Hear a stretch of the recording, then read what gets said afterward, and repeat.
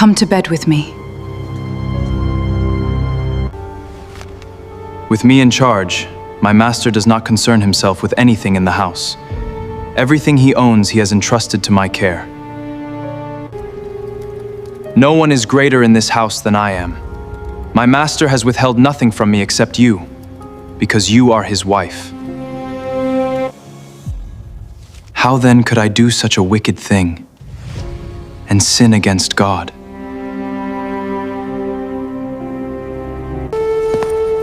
And though she spoke to Joseph day after day, he refused to go to bed with her, or even be with her. One day he went into the house to attend to his duties, and none of the household servants was inside. Come to bed with me.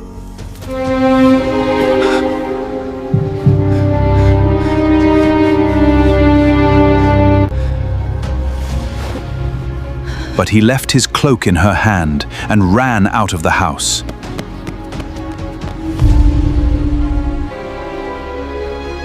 She called her household servants and told them what had happened.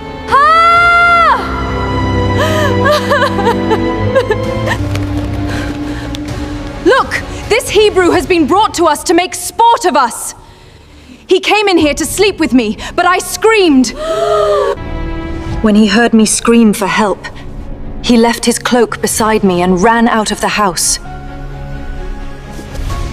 She kept his cloak beside her until his master came home.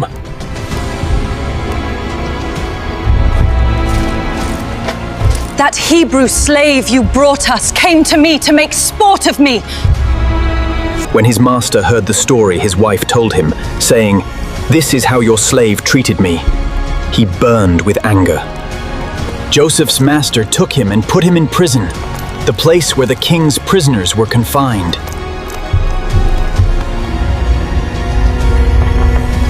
And he was there in the prison. But while Joseph was there in the prison, the Lord was with him. He showed him kindness and granted him favor in the eyes of the prison warden. So the warden put Joseph in charge of all those held in the prison, and he was made responsible for all that was done there. The warden paid no attention to anything under Joseph's care, because the Lord was with Joseph and gave him success in whatever he did.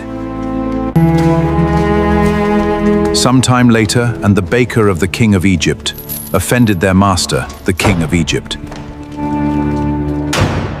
Pharaoh was angry with his two officials, the chief cupbearer and the chief baker, and put them in custody in the house of captain of the guard, in the same prison where Joseph was confined. The captain of the guard assigned them to Joseph, and he attended them.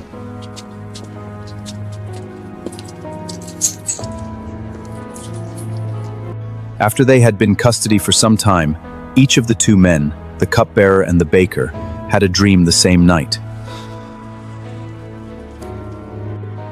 When Joseph came to them the next morning, he saw that they were dejected.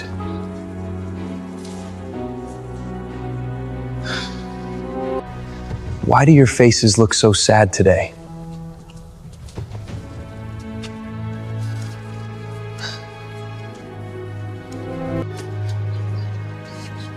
We both had dreams, they answered, but there is no one to interpret them. Do not interpretations be God? Tell me your dreams.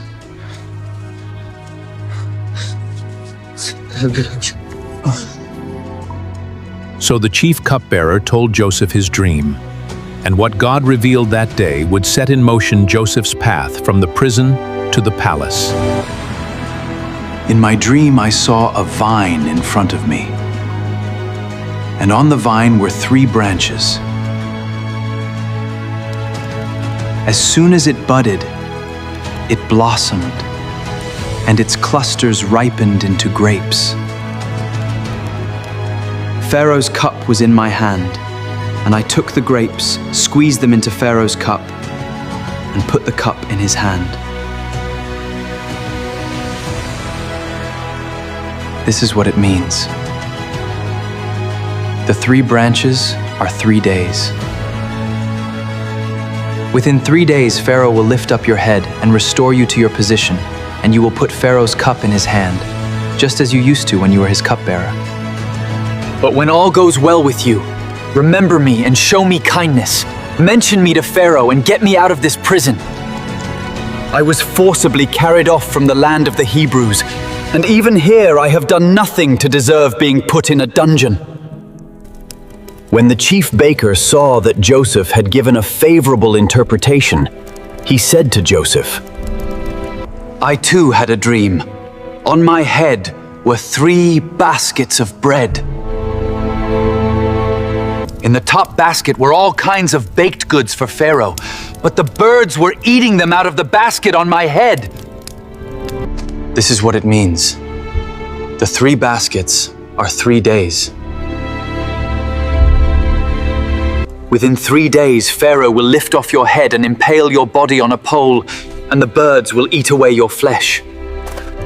Now the 3rd day was Pharaoh's birthday, and he gave a feast for all his officials. He lifted up the head of the chief cupbearer and the head of the chief baker in the presence of his officials. He restored the chief cupbearer to his position so that he once again put the cup into Pharaoh's hand. But he impaled the chief baker, just as Joseph had said to them in his interpretation. The chief cupbearer, however, did not remember Joseph. He forgot him. When 2 full years had passed, Pharaoh had a dream. He was standing by the Nile, when out of the river there came up 7 cows, sleek and fat, and they grazed among the reeds. After them, 7 other cows, ugly and gaunt, came up out of the Nile and stood beside those on the riverbank. And the cows that were ugly and gaunt ate up the 7 sleek, fat cows. Then Pharaoh woke up. He fell asleep again and had a second dream. 7 heads of grain, healthy and good, were growing on a single stalk. After them, 7 other heads of grain sprouted, thin and scorched by the east wind. The thin heads of grain swallowed up the 7 healthy, full heads. Then Pharaoh woke up. It had been a dream. In the morning his mind was troubled, so he sent for all the magicians and wise men of Egypt. Pharaoh told them his dreams, but no one could interpret them for him.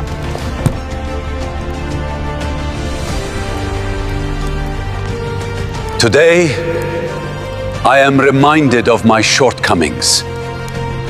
There was a young Hebrew man there, a servant of the captain of the guard. We told him our dreams, and he interpreted them for us.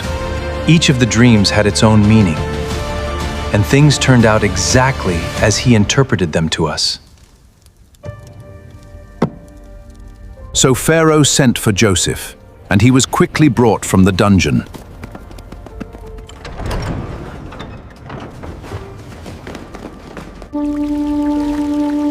When he had shaved and changed his clothes, he went and appeared before Pharaoh. I had a dream, and no one can interpret it. But I have heard that when you interpret a dream, you can do so. I cannot do it, but God will give Pharaoh the answer he desires.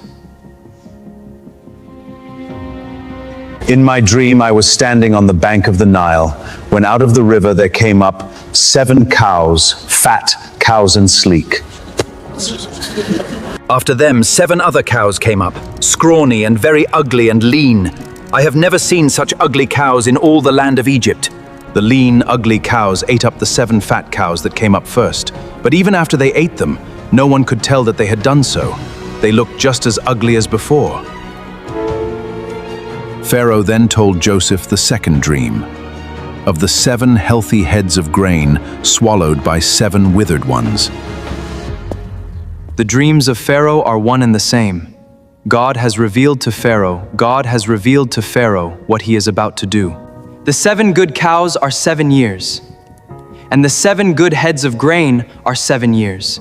It is one and the same dream. The 7 lean, ugly cows that came up afterward are 7 years, and so are 7 worthless heads of grain scorched by the east wind. They are 7 years of famine. 7 years of great abundance are coming throughout the land of Egypt. Throughout the land of Egypt. But 7 years of famine will follow them. Then all the abundance in Egypt will be forgotten, and the famine will ravage the land. Let Pharaoh look for a discerning and wise man, and put him in charge of the land of Egypt. Let them collect all the food of these good years that are coming, and store up the grain for the 7 years of famine that will come upon Egypt. Can we find anyone like this man? One in whom is the Spirit of God? Since God has made all this known to you, there is no one so discerning and wise as you. You shall be in charge of my palace, and all my people are to submit to your orders. I hereby put you in charge of the whole land of Egypt. Then Pharaoh took his signet ring from his finger and put it on Joseph's finger. He dressed him in robes of fine linen and put a gold chain around his neck. He had Joseph ride in a chariot as his second in command. Make way! Make way! Before him, make way! God had exalted Joseph for a purpose greater than himself, and soon the famine would bring his brothers to Egypt. So Pharaoh said to Joseph, I am Pharaoh, but without your word no one will lift hand or foot in all the land of Egypt.